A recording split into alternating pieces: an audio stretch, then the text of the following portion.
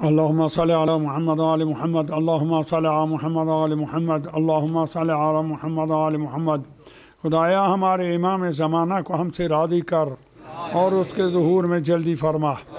خدایا ہم قیامت کو اٹھیں، ایک ہاتھ میں قرآن دوسرے ہاتھ میں دامن اہل بیت ہو۔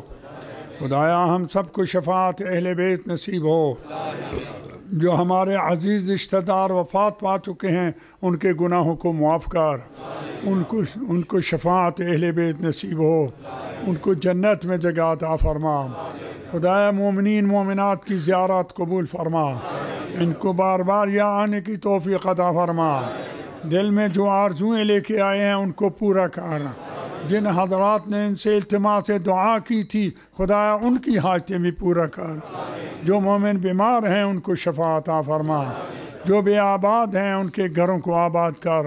جو بے اولاد ان کو اولاد عطا فرما۔ جو تنگ دست ہیں ان کو وسعت رزق عطا فرما۔ جو مقروض ہیں ان کے قرضوں کو ادا کر۔ جو بے گناہ قید ہیں ان کو قید سے رہائی عطا فرما۔ شیعان حیدر کرار جہاں کہیں بھی ہوں ان کو دشمنان اہل بیت کی شر سے محفوظ فرما۔ وہ مجاہدین جو دشمنان اہل بیت سے جنگ کر رہے ہیں ان کو فتح یابی عطا فرما۔ جو شہید ہو گئے ان کو شہدائے کربلا کے ساتھ معشور فرما۔ ان کے ماں باپ کو، ان کی بیواؤں کو، ان کے یتیموں کو صبر جمیل عطا فرما۔